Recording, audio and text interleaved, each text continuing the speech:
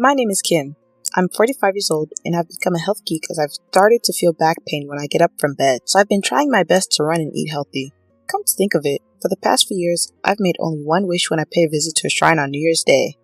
May I stay healthy. In the past, I used to make a wish like, may I get along with the boy in the next class.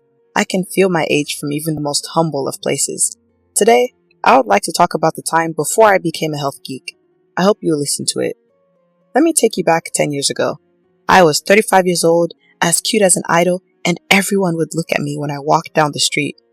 I'm sorry, that's a lie. I wish I looked like that back then. During that time back then, I quit the company I was working for and was guarding my home as best as I could. My brother, Scott, who is 2 years older than me, said to me, "I'm going to get married," and brought a beautiful woman to our house. I was really impressed by her captivating beauty. It's like she was shining. She was wearing heavy makeup and fake eyelashes. Fake eyelashes were made to make eyes look bigger, but there were also glitter on the tips of her lashes. Her lips were glistening with gloss. To be honest, I was worried that she might catch a fly or something. Her hair was loosely curled, which gave it just the right amount of loose texture, and her nails were so finely designed that one could tell at a glance that they had been done at a salon. This is a pro. She's not one of those girls, that's for sure. At that moment, the house felt like a nightclub, I thought. My parents were probably a bit puzzled as well. My prediction came true. The woman, Remy, and my brother had met at a bar. My brother told me that he had seduced Remy, who was a lounge girl, as if it were a fairy tale, but I don't think that it was his skill at all. My brother is rich enough to be recognized at a glance. What do I mean?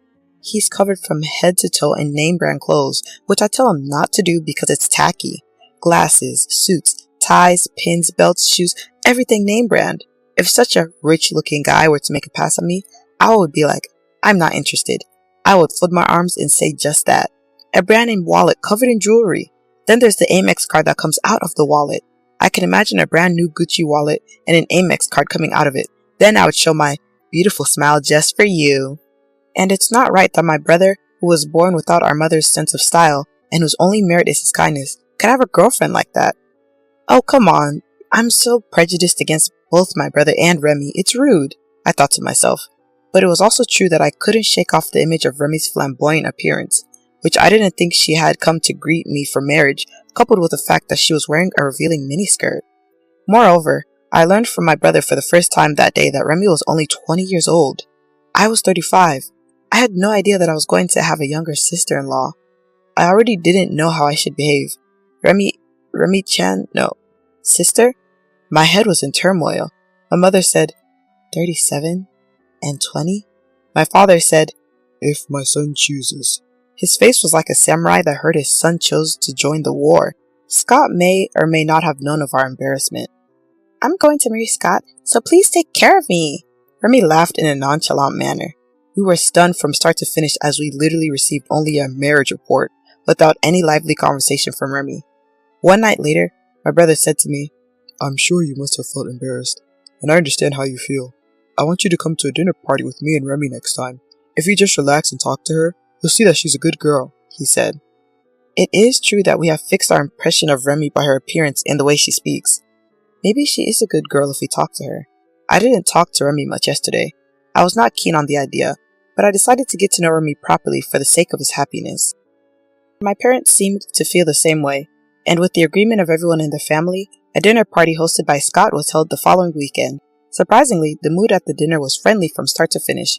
When you think about it, Remy is a lounge girl. In other words, she is in the hospitality business. She had the skill to draw out good conversation even from people like our family, who were a bit more reserved. She would talk about Scott and other topics, so we never lost track of what she was talking about. From the outside, Remy gave the impression of living in a different world from ours. I was prejudiced.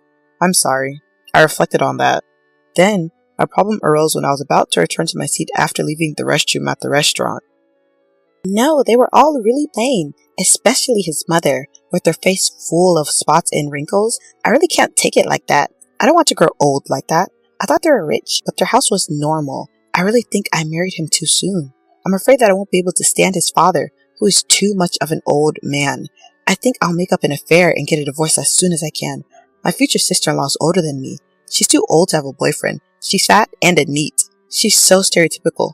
I've got to get out of here before I'm told I have to take care of him in the future. Has my prejudice gone so far that my eyes and ears have gone crazy? I am. Remy, my future sister-in-law, is happily talking bad about our family with her cell phone in one hand in the aisle. Because of that, I couldn't go back to my seat. What should I do? What are you talking about? Should I say that? Or should I keep quiet?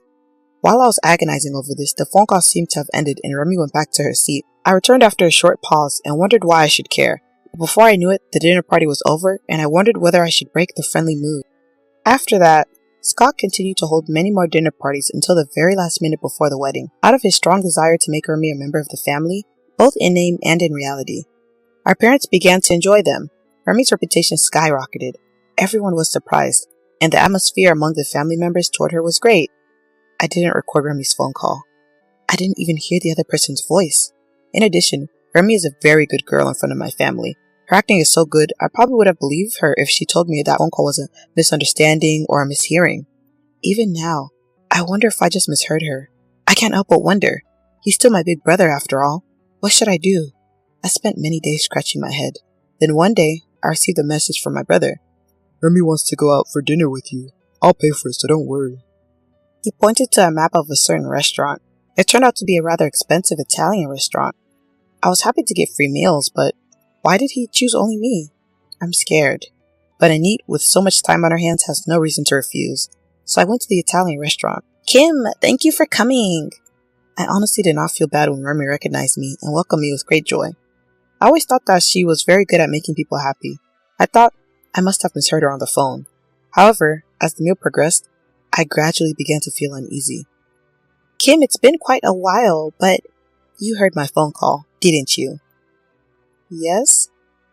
At our first dinner party, I went back to my seat and you came right back, but the woman who went to the restroom after you came out from behind me at the same time as you. There's only one woman's restroom there. You didn't go in there together, did you? Remy laughed as she said this. Oh my goodness. I'm being watched so closely. Indeed, if I recall, I think woman went into the restroom while I was listening to the phone call. To be honest, I don't remember much because I was panicked by the content of Remy's call. Speechless and unable to pause, I took a mouthful of pasta in front of me. Food takes precedence over chatting. You're getting fatter and fatter, aren't you? She laughed at me. You're trying to provoke me, aren't you? I was aware of it. I knew it. Don't tell Scott or your parents about that conversation, okay? Remy laughed as she said this. As a side note, I gained weight because I was working for a bad company, which destroyed my life and caused me to overeat due to the stress caused by unreasonable pressure from my boss. At one point, I was petite and skinny, and now I gained weight because I was always putting something in my mouth to relieve stress. It's true that I'm fat, but now that I'm taking care of my mental health, I feel like I can open up and say, what's wrong with being fat? If I were a sumo wrestler, I wouldn't think it was bad, but I'm not a sumo wrestler, and I'm even bigger than the standard weight of one. I'm just fine with my size, because it's important for me to be able to live a non-stressful life. Remy has no right to tell me what to do when I'm not bothering her in the first place. Since you've heard this story, you already know that you and your mother are a little embarrassing. You understand, don't you? No. I've been told I'm embarrassing time and time again. I get it. I wouldn't say my thought out loud. I just imagined that I was somewhere else. I can't tell your mother-in-law not to come to the ceremony, but Kim, you're honestly my sister. You don't have to go. It's hard to move when you're fat, isn't it? I'll send you a wedding invitation as a formality, but I'd rather you not attend the wedding because you have other plans. Oh, and don't worry. I'll get your congratulatory gift. $1,500? I should even get more from you than that. Do you really think Anit has such important plans that she has to cancel attending her brother's wedding? There's no such thing as too fat to move when I've come all the way to this restaurant. I calmed down the desire to plunge my clenched fist into Remy's face. I understand. I'll be absent as you wish. I don't care about anything. And with that, I left the restaurant. When I got home, I told my mother, I'm not going to Scott's wedding, I said, and my mother replied, What's the matter with you all of a sudden? My mother panicked, and my father said, What's going on? My father wondered. Remy told me that she'll take the congratulatory gift of $1,500 from me and asked me not to come to the wedding. Fat people are embarrassing. I summarized a bit, but it was the same thing. Really? Remy said that? My father and mother, who could not hide the puzzled look on their faces, as if to say, I can't believe it, but I can't believe my daughter would tell a lie. I understand, because I've been feeling the same way as you right now. But listen to this. I gently placed the recorder on the table. Yes, we were eating alone this time, so I had it with me just in case something happened. I wanted to have proof this time. When Remy asked me if I had been eavesdropping on her phone calls, I turned it on. When my parents heard the recording, they turned pale, angry, red, and negative 100 times. After hearing everything, "She mocked my family!" my father yelled and slammed his hands on his desk. I told him that I was wary of Remy because she had said something similar at the first dinner party. "He brought a nasty wife." My mother's head was in her hands. "No, she's not his wife yet. My brother hasn't registered his marriage yet." My parents looked at me with surprise. "I see. No, but what about the wedding? If we offer to cancel it, isn't Scott the one who will ask for a cancellation fee?" My father said anxiously. "Don't worry, I have a good idea. I won't let you lose a penny," I replied emphatically. We then split up and called Scott's invited guests one by one to inform them to cancel their participation for the wedding. I set up a web-based recording of the call so that the people who would be attending would know what had happened. Of course, I could have told them what had happened verbally, but I wanted those who didn't believe me to be able to listen to the live audio. It's not obvious at first sight, but it is obvious at first hearing. On the phone, we apologized for being lenient in our choice of wife and for getting everyone involved, and sincerely told them why we didn't want them to attend. I would be lying if I said I wasn't anxious. It would be like exposing the family's pettiness, and I was afraid that no one would listen to such an outrageous request, and that I would be disowned by my relatives. But when I picked up the phone and said, "My parents want to help their precious son, and we know it's selfish of us, but please help," surprisingly, everyone agreed with us. "You can't let him marry like that." I was even scolded. He was right. In the end, we managed to inform everyone about the situation and get them to not attend the wedding. We told the wedding hall that due to a series of circumstances, the groom's side would not be attending, except for people from his business whom we did not have contact information for. We were sorry to have caused so much trouble. "If that's the case, then there's nothing to be done about that." I was able to convince them. I think it was more like the heart of the person in charge was moved, rather than the consensus of the wedding hall. I may have given them a hard time behind the scenes, but I will surely remember this kind gesture. Next was Scott. 3 weeks before the wedding, I told him that everyone would not be attending. He was stunned after I told him everything about Remy. "I understand," he said. If my brother thinks he wants to get married no matter what, this plan would fail, but that's my sister's instinct. I'm sure he'll be fine. Finally, late on the night before the wedding, a storm broke out at our house. "What's going on?" Remy stormed into our house with her parents. Scott was behind them. "Oh, Remy, what's wrong?" my mother said as if nothing was wrong. "What do you mean, what's wrong?" Suddenly this week, the number of calls saying they won't be at the wedding slowly increased. I thought it was strange, so I asked Scott about it, and he said that his family won't be there either. What is this on a beautiful day? That's as it should be. We had asked everyone in the wedding hall to cancel their participation early, but we had told them to notify their absence at the last minute. If I had at least kept quiet about the phone call until the wedding, the ceremony would have gone off without a hitch, but Remy went out of her way to contact me. I was convinced that her character, which is unexpectedly reserved and acts immediately when she gets an idea, would be exposed by making me feel rushed. "You said that this family is embarrassing. You didn't want his parents to come to the ceremony either. I just told it like it is, and all the relatives decided not to go, okay?" "Don't lie to me. How could you try to ruin such an important day with a lie? The number of attendees is less than half. What are you going to do about it?" Remy's father and mother were half crazy. Poor Remy. They hugged her close. "What do you mean by this? Do you mean you want to break up the marriage?" Remy's mother glared at us sharply, but that was not for us to answer. "Scott, I don't think so, but are you just going to stand there the whole time?" I asked him, but he looked as if he didn't know what he should do. What do you want to do? The most important thing to remember is that you are the one who has to decide what to do. Do you want to get married?" At my words, my father said, "I don't approve," he said, but I restrained him. It was important to let Scott give his own answer so that he would have no regrets. This is the woman he vowed to marry. This is her true nature. She's an evil woman. I can understand why it would be hard to believe right away, but my brother is not a man without judgment. I believed in him. "I loved Remy, and I really wanted to marry her." "You see, Scott's also saying this, so you freaks should look at the situation properly." Remy, thinking she had my brother's words behind her and perhaps loosening up, unintentionally called us "you freaks." My brother seemed to have noticed the change and laughed sadly. Oh, wow. I'm really not a good judge of character. I've never been in love, so when I thought I was going to marry a beautiful girl, I got all excited. That's because you have a track record of being unattractive for your entire life, but you keep your expectations too high. Look in the mirror of reality. That's right.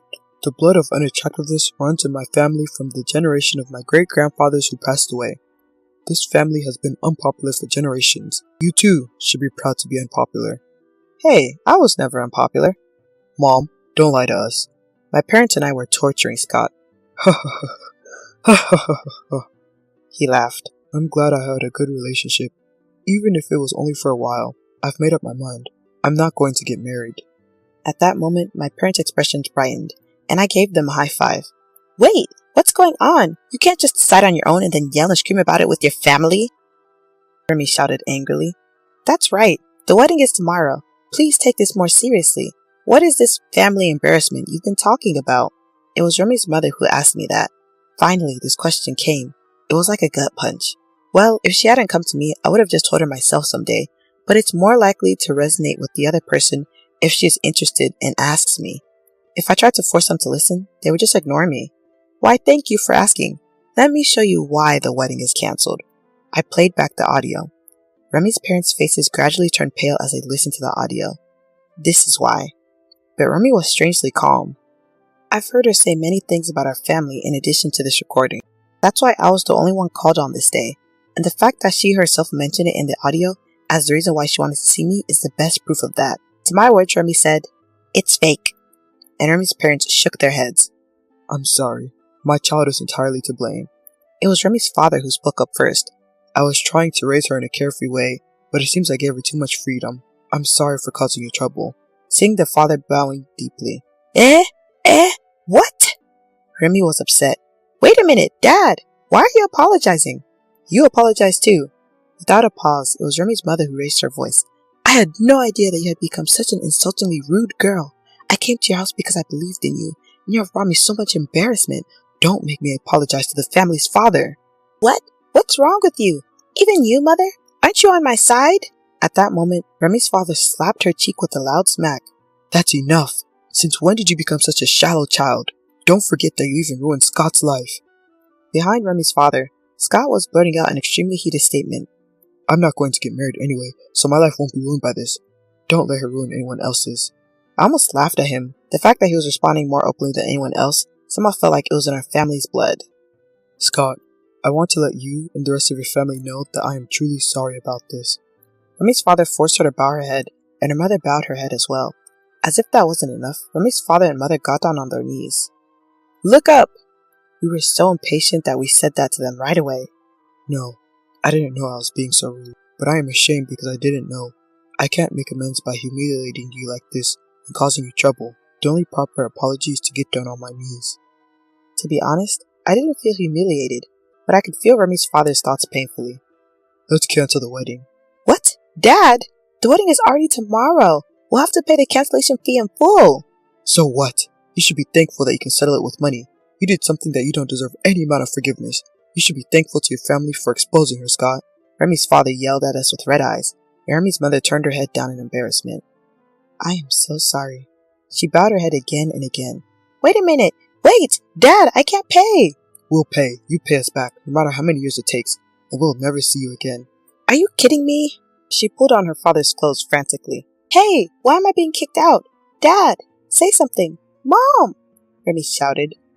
If you were a girl who understood that, you wouldn't be in this situation. If you knew what you were doing, you wouldn't have let this happen. Remy's mother looked at her with deep contempt. You're kidding. Remy slumped down on the floor in a heap. I chuckled inwardly at this unexpectedly violent turn of events. I wouldn't be surprised if she was disowned. Even if you're plain or fat, you at least have fangs to fight. Don't underestimate us, or you'll be in a lot of pain. Scott, and your family too. As for cancellations, don't worry.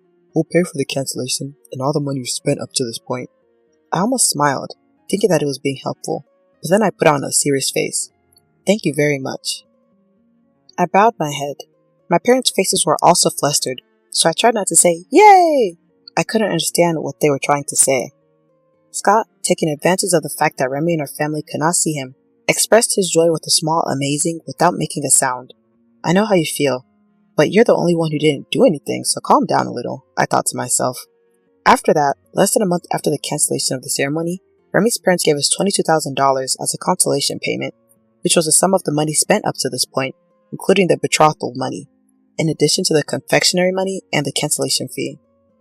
As for the fee, Remy's parents said it would be very difficult if we had to go to court, and we would have to pay the court costs, so Remy's father told me that he would give the price he asked for. We were honestly troubled by the price, but we thought it should be a reasonable amount, so we offered an average amount in the market. However, what Remy's father actually gave us was the amount we had specified, plus $11,000. To be honest, I don't know if we would have received this amount even if we had gone to court. I'm sure that there would have been a lot of crying and stress, because it usually doesn't work out like a fairy tale. I would like to thank Remy's parents for their sincerity. The girl in question was evicted from her home penniless after her parents took all her savings to pay off the debt. She said she had been living half homeless, moving from one friend's house to another, and camping out at train stations when she can't find a place to stay. Her parents seemed to have come to terms with the fact that it was their daughter's own fault, and it didn't matter if she was put in harm's way. I think that her parents have finally started showing her tough love. I have told her to show her face once a month to repay the loan, so I can confirm her survival. How complicated it must have been for her parents during the situation. 10 years have passed since then. He married his wife, who was not flashy or dazzling at all, but was an excellent cook who worked at a Japanese kappa restaurant. Since Scott loved to eat and walk around, she must have literally grabbed him by the stomach. Since getting married, he rarely eats out, but flies home to enjoy his wife's delicious cooking, and I honestly didn't want to work for a company anymore, so I became a freelance translator. I was already somewhat familiar with languages from my previous job, where I had been involved in sales and marketing to foreigners. When I learned that freelance translators were in demand, I studied hard and was able to successfully achieve my goal. I'm now earning a significantly larger annual salary in a much looser environment than when I was working for that bad company. What was also lucky was that when I was immersed in my studies, my overindulgence completely retracted, and I returned to my lowest weight before I started working. I'm no longer fat or skinny, but average. Well, I don't know if average is something to be proud of. I don't know if I'm proud to call myself average, but I'm very happy to be back to my normal. And thanks to my translation work, I married a beautiful looking husband from England, if I do say so myself. When I introduced him to my family, Scott said, "You're cheating," or "He won't fall for the plain gene in you." Needless to say, I was told a lot. My husband, holding a picture of the Japanese novelist Murasaki Shikibu in one hand, said, "Kim's face is very Japanese. I really like Kim's Japanese-like face," he said. In case you're wondering, my husband did not offend me at all. He was really complimenting me. It's a complicated situation, but since my husband liked me, I think it's okay if I look like Murasaki Shikibu. My daughter is now 4 years old, and although we live in a strange house where English and Japanese are mixed together, it is a very lively and happy life. Speaking of worries, my daughter's bedtime reading is a picture book of the Tale of Genji, one of Murasaki's novels.